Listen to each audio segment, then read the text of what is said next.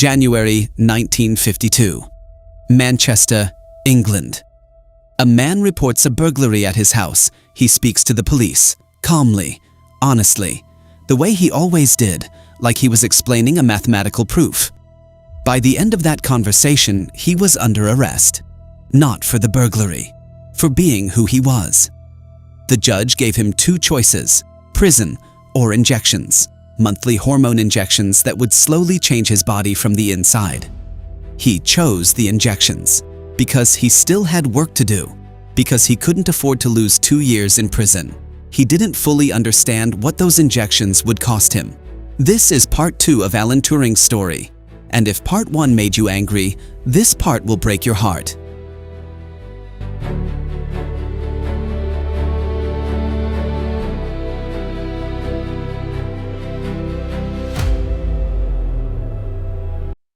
Alan Turing reports a burglary at his house in Manchester. A young man named Arnold Murray had broken in. Turing knows Murray. They had a brief relationship. January 1952. Turing reports a burglary the police investigate. And in the process of the investigation, they discover something. Turing is gay. In 1952, Britain, homosexuality was a criminal offense. It had been illegal since 1885, the same law used to prosecute Oscar Wilde. The official term was gross indecency. The punishment was up to 2 years in prison. Turing was arrested. He did not deny it. He saw no reason to deny it. He genuinely did not understand why it was considered wrong. In a statement to police, he was matter-of-fact, almost academic about it, as if he was describing a mathematical proof. He was charged, he stood trial, and the judge gave him a choice: prison or chemical treatment. The choice: prison or chemical castration. Chemical treatment, which we now call chemical castration, involved monthly injections of synthetic estrogen. The estrogen would suppress testosterone. It would, the government believed, reduce or eliminate sexual desire. Turing chose the injections. He chose them because he still had work to do. He was in the middle of research. He could not afford to spend 2 years in prison. What he did not fully understand, or perhaps what nobody told him clearly, was what those injections would do to his body. For 1 year, Alan Turing received injections of diethylstilbestrol, a powerful synthetic hormone. His body began to change. He developed breast tissue. He became impotent. His mind, which had always been his defining characteristic, his greatest gift, became clouded by the hormonal disruption. 1 year of injections. His body changed forever, but the physical changes were not the worst part. The government revoked his security clearance. The man who had cracked Enigma, the man whose work had saved millions of lives. Suddenly, a security risk, no longer trusted with state secrets. And because everything at Bletchley Park was still classified, he couldn't even defend himself by pointing to what he'd done. He couldn't say, "I saved this country. I deserve better than this." Because officially, Bletchley Park didn't exist. Bletchley Park, still classified. He could tell nobody. He continued to work. Mathematics, biology, the mathematics of how patterns form in nature, why a leopard has spots, why a snail has a spiral shell. He kept thinking. He couldn't stop. But something was breaking inside him. The injections ended after a year, but the damage to his body, to his sense of self, to his relationship with the country he had given everything to, that didn't end. June 7th, 1954. Turing's housekeeper arrives in the morning. She finds him in his bedroom. He is dead. On his bedside table, a half-eaten apple. The post-mortem finds cyanide poisoning. The coroner rules: suicide. Official verdict: suicide. Cyanide poisoning. His mother refused to believe it. She insisted to her dying day that it was an accident, that Alan had been running chemistry experiments in the room, electroplating with cyanide solutions, and had accidentally inhaled the fumes. In 2012, a professor named Jack Copeland re-examined the evidence. His conclusion? The case for suicide is not as airtight as the coroner believed. The autopsy findings are more consistent with inhalation than ingestion. The apple beside his bed was never tested for cyanide. Was it suicide? Accident? Something else? We will never know for certain. The truth, never confirmed. Apple never tested for cyanide. And here is a detail that history has turned into a myth, but which is worth addressing directly. Many people believe that Apple, the technology company, designed their Bitten Apple logo as a tribute to Alan Turing. It's a beautiful story. Steve Jobs himself said, "It isn't true, but God, we wish it were." The designer of the Apple logo has confirmed he had never heard of Turing when he created it. The bite was added simply so people could tell it was an apple, not a cherry. Apple logo tribute to Turing? Myth, but a beautiful one. The coincidence, though, is remarkable.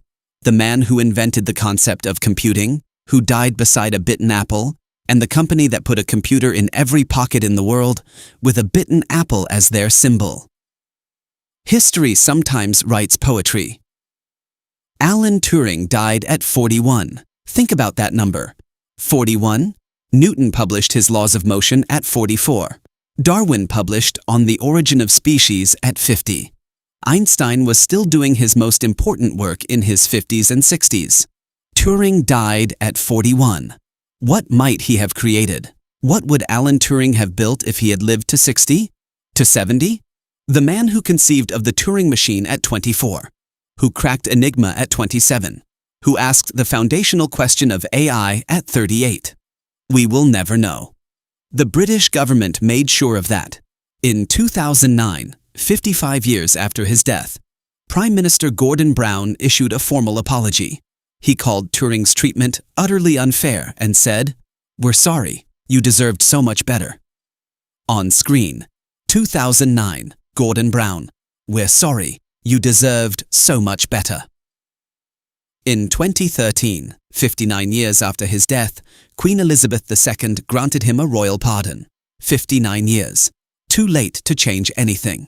Too late to give him back the year of injections. Too late to restore the security clearance. Too late to let him know that the question he asked, "Can machines think?" would one day reshape all of human civilization. And perhaps the deepest injustice of all. Turing was one of approximately 49,000 men convicted under the same law in Britain. Most of them never received a pardon, because they weren't famous enough for a petition, because nobody made a film about them. Now, let's bring this back to the world you live in today. Every time you open ChatGPT and ask it a question, you are using a descendant of the Turing test. The entire field of AI is, at its core, the attempt to answer the question Alan Turing asked in 1950. GPT 5.4 already scores higher than the average human on computer task benchmarks. OpenAI's new model, codenamed SPUD, is expected to come even closer to passing the Turing test completely. Greg Brockman, OpenAI's president, says they have line of sight to AGI, to a machine that can think at or beyond human level. Alan Turing asked that question 75 years ago. In 75 years, we have gone from a theoretical thought experiment to a machine that can write your code, answer your questions, run your business, and pass your exams. And it all started with one man in one paper asking one question. The next time someone tells you AI is a new idea, remember, it was born in 1950 in a paper that nobody read by a man who died alone, forgotten, at 41. Alan Turing saved 14 million lives. He invented the concept of the computer. He created the foundational framework for artificial intelligence. He wrote a paper that 75 years later is still the most quoted work in the entire history of AI research. And in return, his government injected him with hormones until his body broke, stripped his security clearance, left him unable to speak about his greatest achievement. And he died at 41, alone, beside a half-eaten apple. The father of AI, destroyed by the country he saved.